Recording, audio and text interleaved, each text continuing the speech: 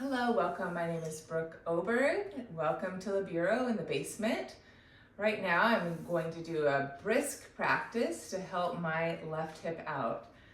I have an interesting dynamic, as we all do, but I've overemphasized my right leg and my right hip in the past with overstretching and overworking my right side, as my right side has been bothering me for quite some time. I have a lot of pain and discomfort, really tight sacrum on my right side, and a right tight low back. It sometimes goes up into my upper thoracic neck. So I have an interesting dynamic here, but my left side is partially to blame. I put everything on my right side all these years, and just really understanding for the first time that it's probably my dysfunction in my left leg that is causing this pain, this imbalance. And just to give you an idea, when I'm standing most times, or when I'm lying down with my feet up a wall, my left leg is significantly longer than my right leg. Now, I've done all the tests over the years, and my legs are the same length, okay? There's nothing wrong with my leg length. They're the same exact measurement. However, why is my left leg longer than my right leg? Now, this has been going on for years and years and years.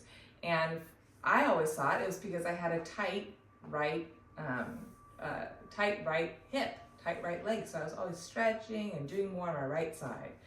Well, I think I've done myself a disservice, because now I haven't been giving that focus or that attention to my left hip, my poor left hip. And I've just really learned and become more consciously aware that it's my left hip capsule. It's actually my left hip that's super tight, and my left femur bone will not glide back where it belongs. Therefore, my left femur bone, leg bone, is always pushed forward, causing this sort of rotation in my pelvis. So my right hip's always forward, and that's what causes my left leg to be longer. So this practice is about getting that femur bone back in the hip. How do I do that? Well, I'm going to do that using a variety of tools right now, a little yoga ball and a foam roller.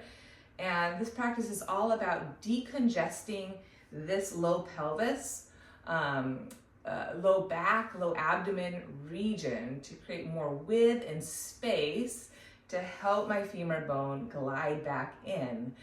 And so hopefully this will be useful to you and you'll enjoy it. So I'm going to start using a yoga ball. It's called a yoga tune-up ball. They're just little therapy balls. People who use tennis balls and lacrosse balls. I like this one, the therapy ball yoga tune-up, just the right pressure. So I'm going to start by placing that underneath my outer hip here. And I'm just going to sit here for a few deep breaths. So I'm going to focus on deep diaphragmatic breathing. Try to receive the pain. You're going to inhale and you're going to exhale. Keep it light and inhale and exhale. Maybe ease your way down. That brings a little bit more pain in the game. Inhale and exhale. Maybe move the knee up and down. I'll say here one more breath. Inhale and exhale. And feel free to do this more. I'm going to then transition onto my back and place that ball around my piriformis area. I'm just going to move around a little bit until I find a really good spot that's talking to me. And I'm going to take a couple more breaths here. Receive the pain and then consciously let it go.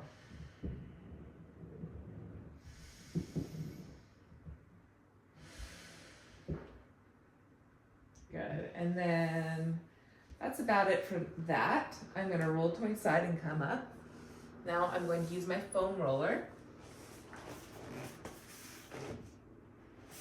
Okay, I'm going to start seated on my foam roller the lateral way. I'm going to make a figure 4 with my right leg over my left. I'm going to make sure my feet stay flexed, so I'm locking my knees to unlock my hips. And that also supports, stabilize my kneecap as well. I'm going to inhale and center, and then exhale, just roll onto my outer left hip, keeping the structure of my left leg.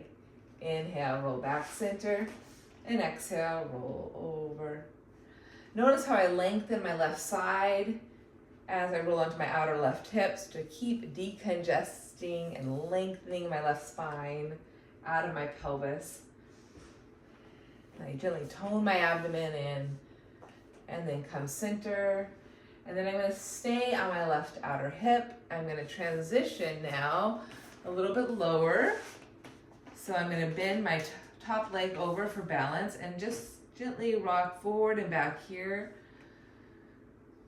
Down my outer hip a little bit, my outer thigh, my IT band, going all the way up to my hip point here. Good. Maybe it's useful to roll forward or back a little bit. I'm just going gently up and down. I'll take one more full breath, inhale, and exhale. And then I'm going to transition onto my front body. I'm going to position the foam roller to my mid-thigh and then just roll it all the way down and all the way up. So to my kneecaps and then all the way to my navel. Oops, I got stuck. So all the way down my thigh and all the way to my navel and then my knees.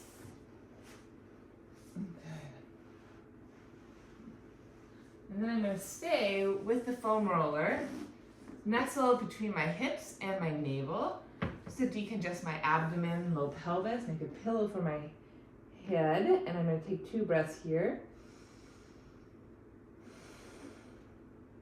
Just trying to create some space, my low pelvis, low abdomen. And then I'm going to back that.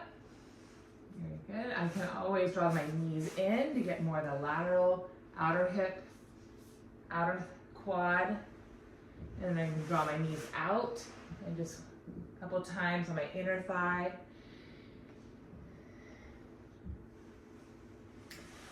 And then I'm going to transition now off this.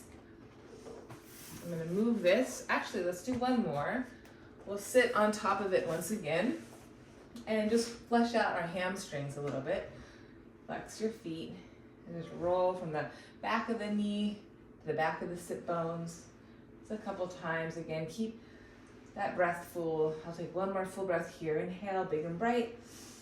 And exhale. And gently have a seat. Roll that roller away. And then I will show a few seated yoga postures you can incorporate as well. Okay, so let's start with a seated figure 4. So we were here before using that foam roller. And I'm just going to gently go forward and back here. Now, if you can't get your left thigh as close to your chest as I have it, it's okay. Stay out here, but try to keep lifted through your spine and open through your chest. You're on your sit bones here, so your low back is lifted. You're not collapsing your low back. So if this is just still too hard for you to do with keeping your back tall, do this seated in a chair with your right foot planted on the ground. Good. And then from there, release that. We'll come back to that on the mat. Lower down, easy. Take your left foot, again, left shin over right thigh, figure 4. Flex both feet, bring some integrity, strength, tone to your legs into your pelvis. And then from here, I'm going to press my left thigh away. Just visualize some space and width in my left hip. Good. And then I'm going to lift my hips and laterally shift to my left. So I have space to roll down onto my outer right hip. Plant my whole left foot down on the ground. You can hold on to your left foot with your right hand. Now, as I allow this rotation in my lower spine, allow your upper spine to rotate in opposition.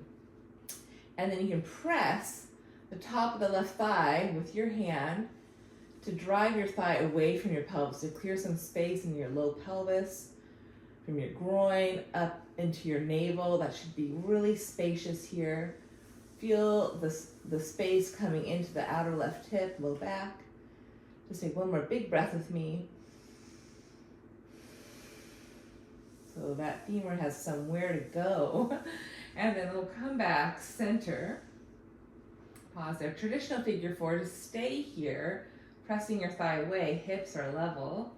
Taking deep breaths in your body to create width and space in the floor of the pelvis up to your heart and head.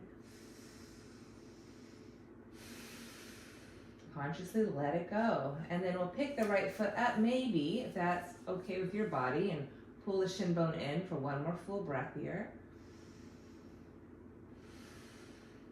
I can already sense the space and the femur bone making its way into the back of my hip, which feels really good. Then gently release that. From there, I'm going to draw my knees together. Now, if this doesn't work for you, stay with the traditional figure 4. Otherwise, squeeze your thighs together, keep the knees stacked, lift your right foot up, and slide your hands down the opposing shin bone. Flex your feet to bring some tone to the thigh and support your knees, stabilize your knees. And then kick your shin bones up into your hands. And on an exhale, keep the kick up as much as you're pulling down, and energetically pull your legs apart from the center line of your thighs. So I'm going to do one more full breath. Inhale. Deep breath into the outer hips. Exhale, tone your abdomen in and up as you kick your shin bones in opposition up to the sky. Feet pull away from the center line. Let's go gomukasana legs. And then lower back down. Take the cross out of your thighs. We're going to lift your pelvis up. Shift your pelvis lateral to the left. And then just windshield wiper your knees to the right. So again, my left hip's up. Be careful not to round. Draw your thigh bone back. Allow some length in that low spine. And then take your right foot with your foot flexed on top of your left thigh to draw the inner thigh down and connect the inner thigh out of the pelvis, out of your heart, out of your chest, out of your head. And then again, same idea. It's a rotation to the right as you rotate your upper torso to the left. As I leverage my left thigh down, I'm drawing my outer left femur bone up into the back outer hip. Clear some space. Take one more breath. So focus a breath here in your outer left hip, left low waist. Good. Gently come out of that. And then just level everything out. Maybe do a couple pelvic tilts. Inhale, rock the pelvis forward. Exhale, rock it back. Rock it back. Maybe figure circle, pelvic clock. So we'll go lateral left, down, around to the right, and exhale, center. Inhale, walk it around to the right. Exhale, center. Reverse your pelvic clock. Keep those feet gently pushing down so you keep some muscle tone, some integrity in those legs. Good. And then keeping the hips level, take hold of the left shin bone, pull it in, push it out, pull it in. Just working the hip a little bit, dropping the femur bone down as you pull the knee up in opposition. Find that two-way stretch. So pause, pull it in there. Maybe if it feels good, stretch your right leg long, stand in your right leg, try to keep the levelness in your hips. And then kick the left leg up to the sky, flex up through the heel, point your toe, flex up through the heel. And pause there, bend, inhale, push, exhale. Bend, inhale, push thigh into hands to keep drawing your thigh bone that direction as you tone your abdomen in and up in opposition. Hold the reach of the thigh, one more full breath. Pelvis is level. Drive your heel bone up in opposition to the femur bone rooting down. That two-way stretch here. So the more reach up, you'll also find that two-way stretch down into the back of the hip capsule. And then gently release. Good. And then you could do the whole sequence on the right side.